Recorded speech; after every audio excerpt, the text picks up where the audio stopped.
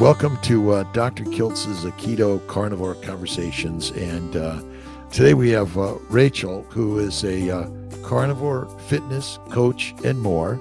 And you can find her on Instagram and all of her socials. We'll add more of that later today. And I found Rachel on socials, and she's worked for Sean Baker and been a coach there and podcast editor and other things. And Rachel, thank you for being here today.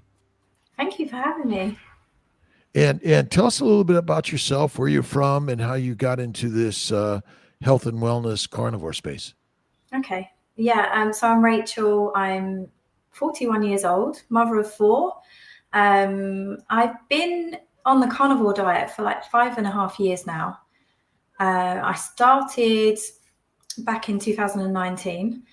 I actually started by accident, and I was doing keto. So I was doing keto for about 6 months, and then I come across Sean Baker and yourself and everyone else, and I just thought, who are these crazy people? They're talking about vegetables are bad. Like, what, are they insane? Because at that time, when I was doing keto, I was you can count net carbs so that you have more vegetables. Yeah. And that's what I was doing. I was having more vegetables because I thought that was the way to be healthy. I was very strict with my children, making sure they had vegetables and fruit and everything like that. So then I stumbled across the people that I thought were crazy in the carnivore community. But actually what it does is it plants a seed, and it makes you think, I just ate asparagus and now I feel bloated, or I feel a bit lethargic, or, there's numerous side effects to that. And I found it really interesting. So I thought, do you know what? I'm going to jump in. I'm going to disprove it because vegetables are really good. But when I jumped in, day 3, I was convinced. I was like, actually, I feel amazing. I've never felt this good in my life. So I just carried on. I was really, really lucky that I didn't have any bad side effects. I didn't have any of the, keto flu or nothing like that. So I just kind of kept going with it. And here I am today. What got you into the keto space in the first place? Actually, it's quite funny because I do say not to go off documentaries, but it was actually the Magic Pill. I watched that and it just made sense. It just really completely made sense. And seeing the children that were nonverbal then become verbal very quickly within a matter of days, I thought, this is absolutely amazing. So that's why I tried it. I felt really good on keto, but there was just still that little bit. My body composition wasn't completely there. Because back in 2019, I'd gained a lot of weight from the birth of my youngest child.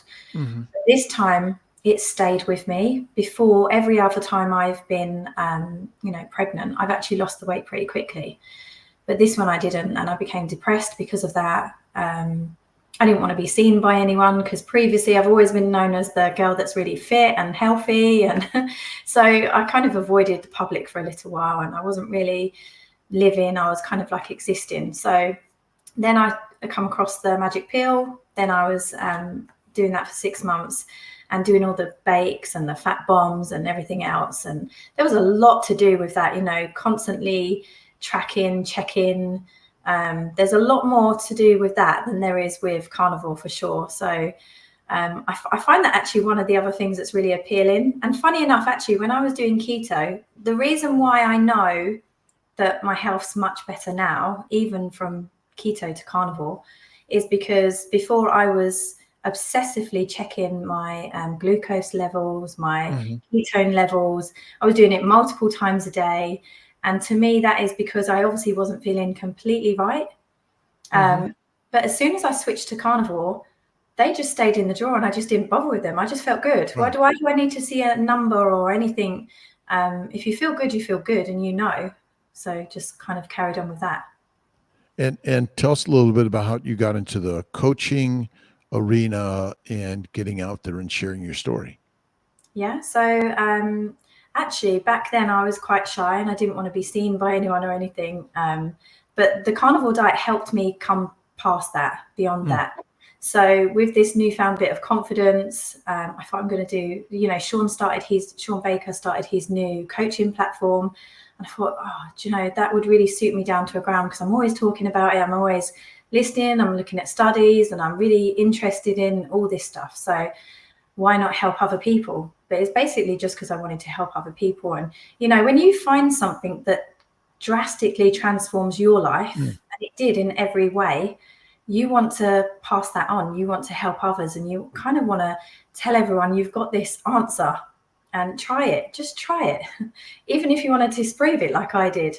So I started the coaching over, it was MeetRx at the time, and then obviously it changed to Rivero. But they've since recently, last year I think it was, they've closed down their coaching platform now. So now I just do that by myself. And I obviously have. What are your thoughts about coaching for healthcare versus going to your physician or your doctor for healthcare? So there's some things that you have to go to the doctor for, but there's other things that I actually think you would benefit much more from going to somewhere like, you know, one of the companies that do promote changing your diet, because a lot of the things we're seeing is reversal of these illnesses that are meant to be lifelong and progressive. So when you're medicating and you're going down the mainstream way, you're actually your issue is still progressing. It's never getting better. It's being managed, but it's still progressing. But when you look at diet and you change your diet, actually, then you can, a lot of the time, see reversal. So I actually think that would be the best way. I think keeping things as close to natural and nature that you can is the best. It always will be. When you went to your physician practitioner after your babies and since you've been in the keto carnivore world, is there any discussion about what you're doing and how you're doing, or any testing and numbers that they're kind of afraid of? Yes. So I did go and get some blood work done, and initially, well, my doctor actually, when I went in, because I've got a blood disorder, which is like a type of thalassemia, but it's not major, or, you know, so it's nothing too bad. But so that makes me anemic, basically. But when I went to the doctor's last, and that was quite a while ago, admittedly, the doctor actually said to me, your blood shouldn't look this good. Like, how have they improved? And my blood pressure went from my lifetime of being low to normal. I've never had it normal before. And obviously we know that's changeable. I might go back and it might be different, but at that time it was normal. So that was really nice. Now the cholesterol is another topic. So I did have a call from someone, a doctor who is a cardiologist, and he called me because he said he wanted to put me on statins, basically. So we had a conversation, and it was about a half an hour conversation. And by the end of it, he said to me, well, at first he was like, oh, you're very scientific. Are you a scientist? And I said, no, I'm just interested in health. And I just look into these different studies and all these things. But by the end of the call, so he called me originally to say I'm going to need a statin. By the end of it, he said, no, you're fine. You're at no risk whatsoever. Keep doing what you're doing. You're going to be fine. And, you know, you're very healthy. Just don't worry about it, basically. And he said, thank you for your time. This is the best phone call I've had, basically. And then he went. So that's fun. Because what I'm finding is that we're getting one story from the practitioners and the doctors, and then we're getting another story. We're learning more on social media from coaching and influencers that really are helping us find health and wellness, not from your standard doctor, but from the internet. And what do you think of that overall for our future of healthcare? I think it's quite amazing, depending on which influencer you're listening to, because there's some really bad advice out there as well.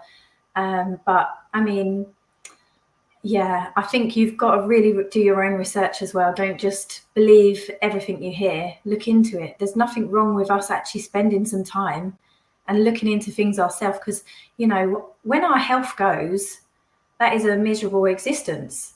Yeah. You know, we only get one body, so we need to look after that to have it so that we have a happy, healthy life.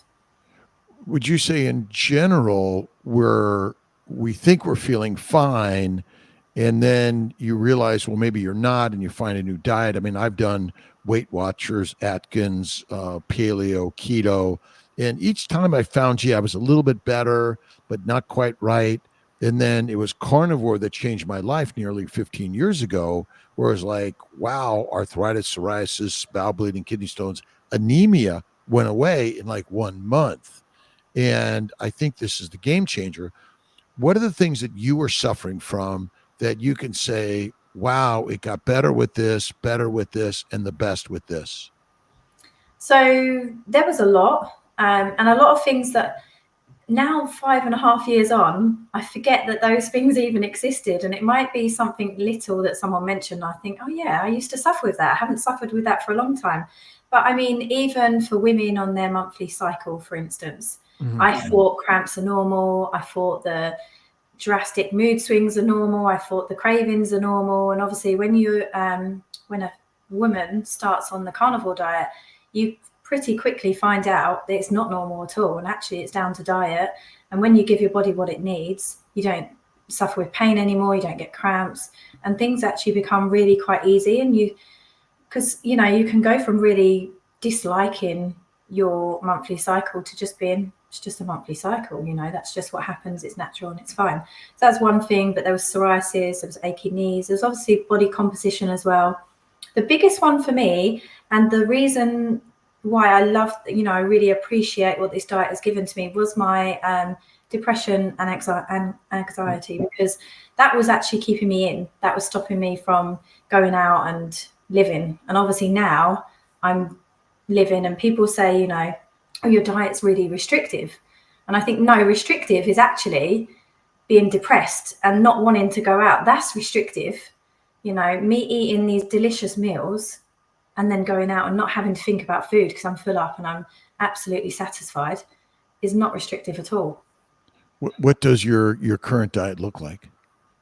So I'm a bit unusual to normal carnivores because I do eat 3 times a day still. And that's what I find works best for me. So that's why I carry on doing it. But so say in the morning, I might wake up and have 10 eggs. Maybe sometimes I feel like I need butter and sometimes I don't. It depends if I feel like I'm craving butter or not. For my lunch, I may have chicken wings. And then for my dinner, I may have ribeyes.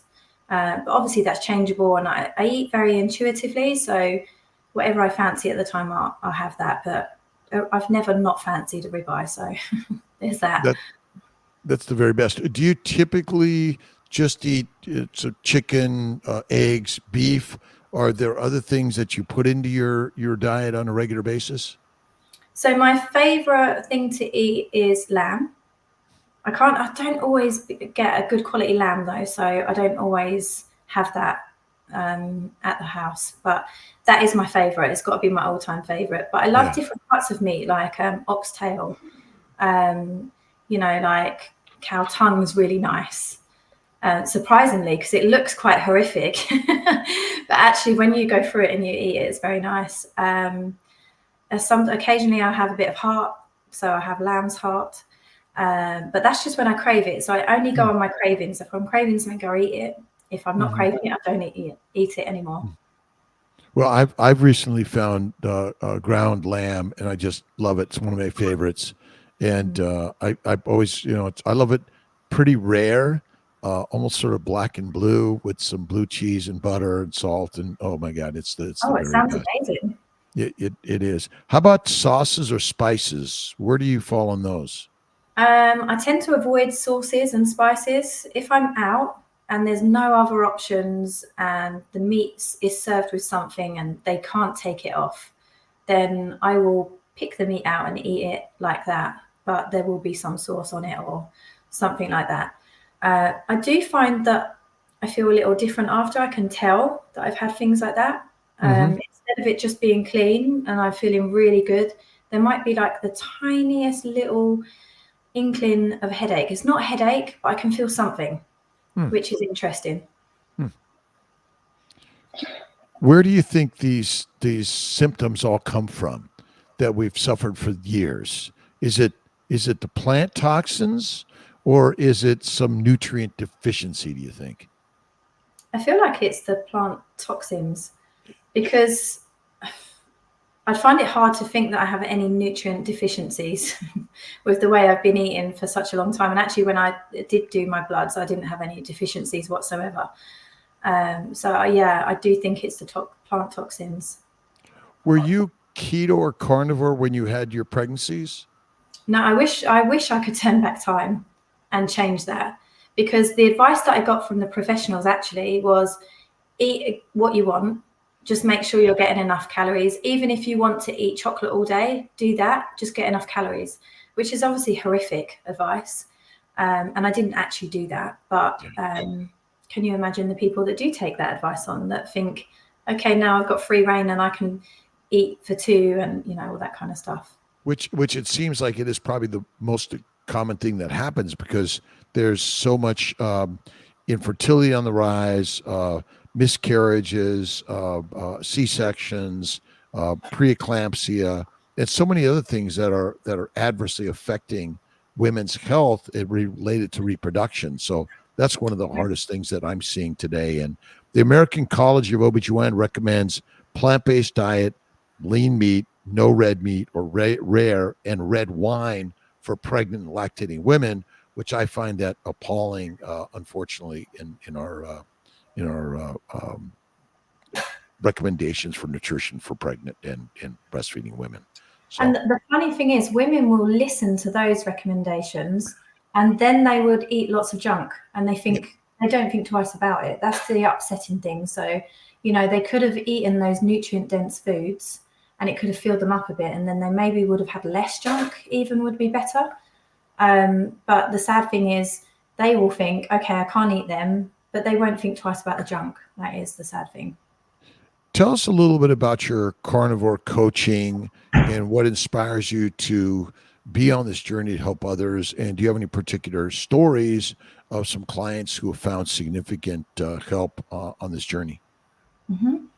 Yeah, I mean, I wanted to coach to help people, and I think that that's more rewarding than anything else. When you check in with your clients weekly, sometimes monthly, every 2 weeks, and then you hear all these amazing stories.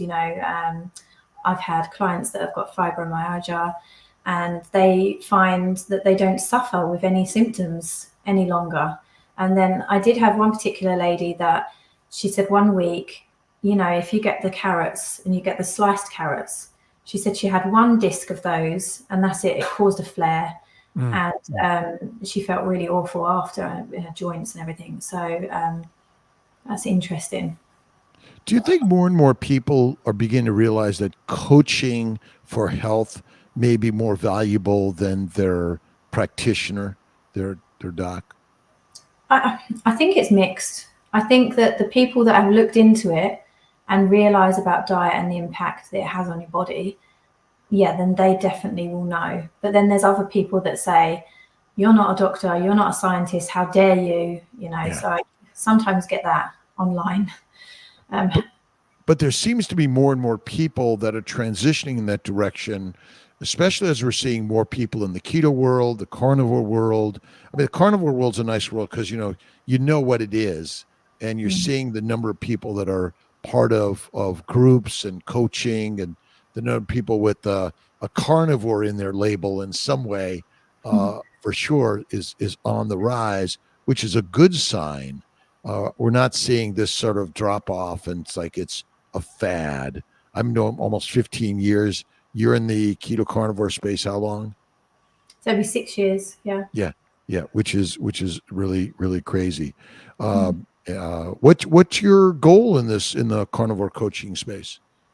My goal is, well, actually, there's a few different goals. One is the governments are really trying to reduce the amount of meat that we eat. And I think the more people that know that actually it's a health food, the less likely that it's going to happen.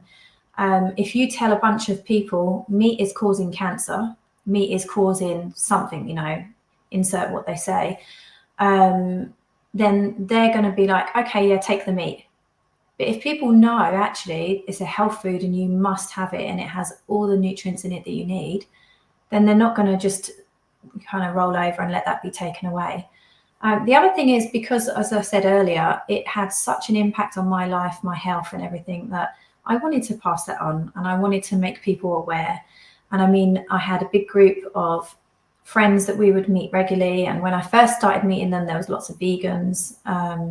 and they would talk about we all need to be on the alkaline diet and things like that.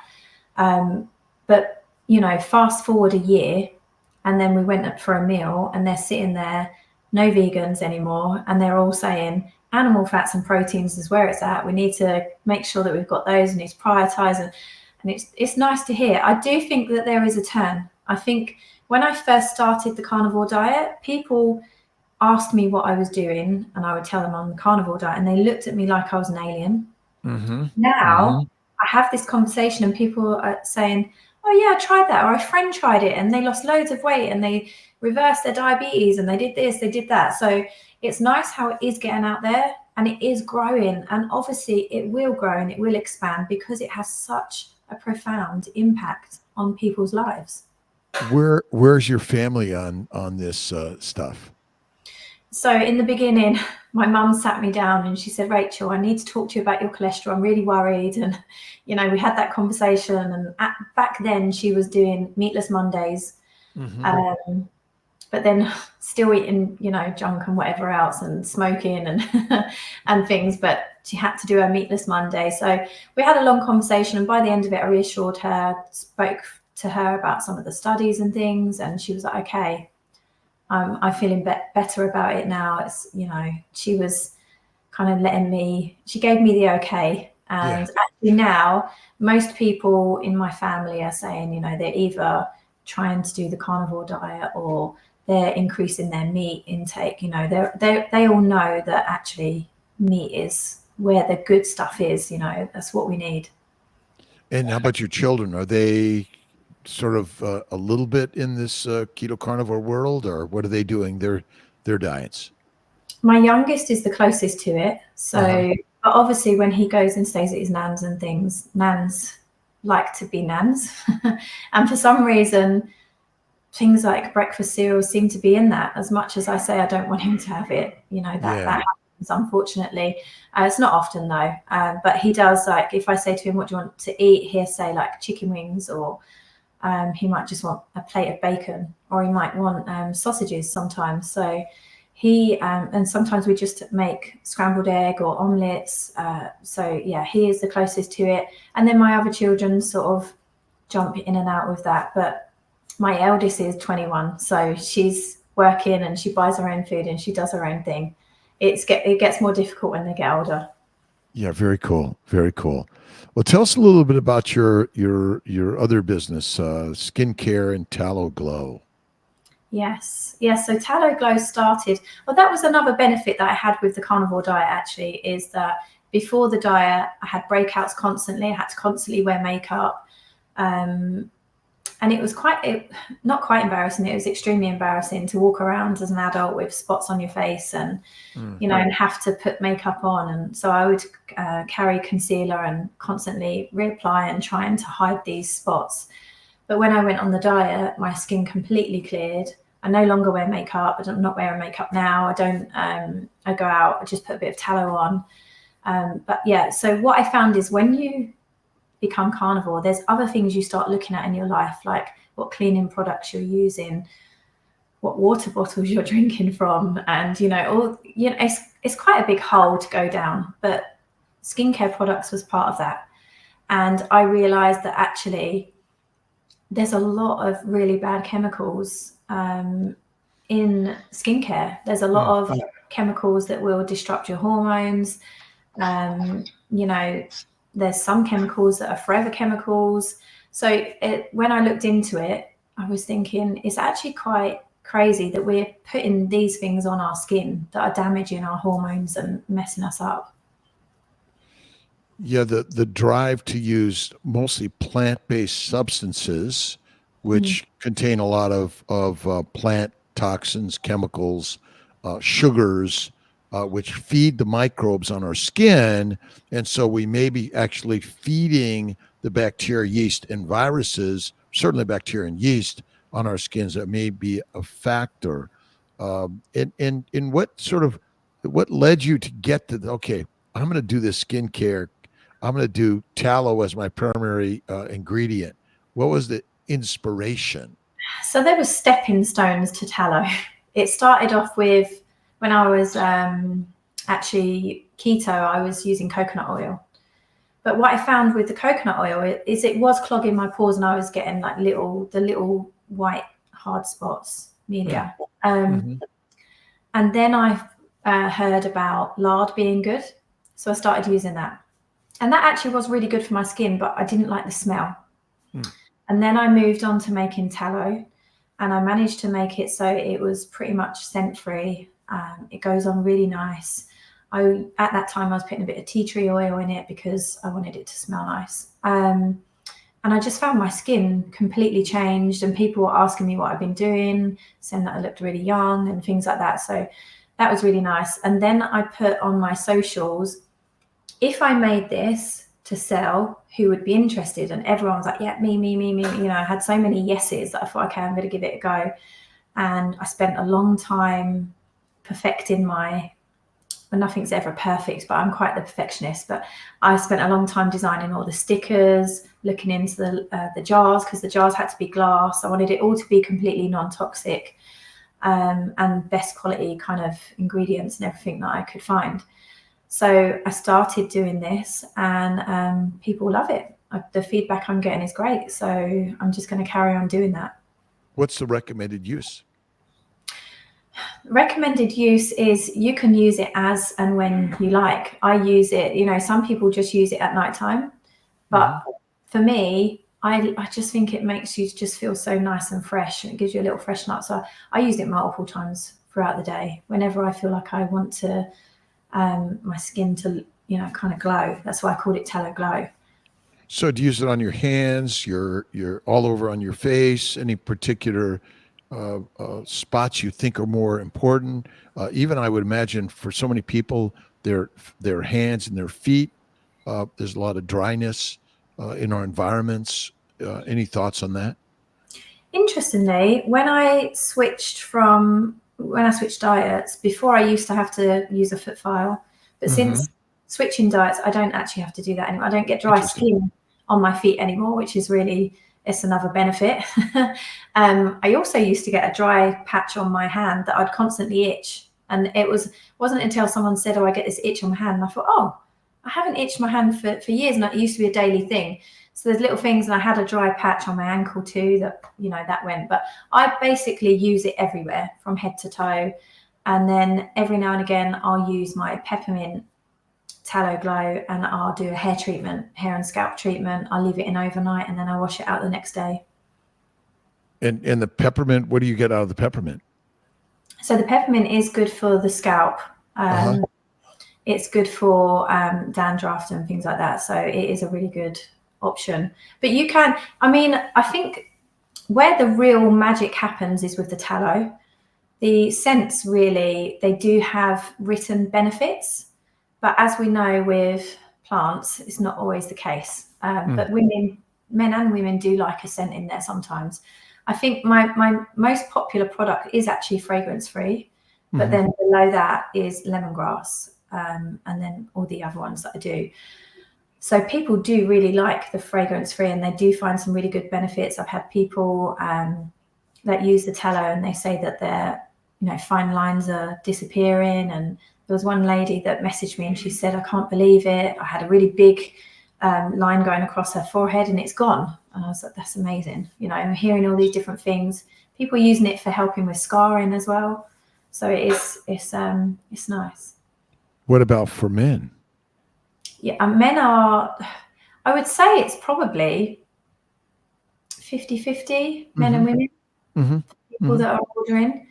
Men love it as well, just as much. And actually there's some men that want to use that as kind of like instead of using any other products on their skin. So they I've got a healing balm, they use that, and they kind of use that to get any like cleansing off and stuff. So yeah, it's interesting because you wouldn't think that men would like it as much, but they really do like it. Yeah. And well, I think it's important for men and women through skincare. And I think the tallow and lard could do it, but I think tallow more, because I agree with you. It just, the lard tends to have a different Strong flavor, stronger smell to it. But you know, the biggest thing is that it kills the microbes. And the microbes are probably the biggest reason for a lot of inflammation for all of us. Have you seen anyone that's allergic to tallow? Dr. Rob Kiltz, another beautiful, spectacular day. And I just want to send thanks to all of those for watching the newest episode of Carnivore Conversations. Be sure to follow us on Spotify, Apple Music, and other streaming platforms to gain access to the full 1-hour episode. And don't forget to like and subscribe for more to come. God bless.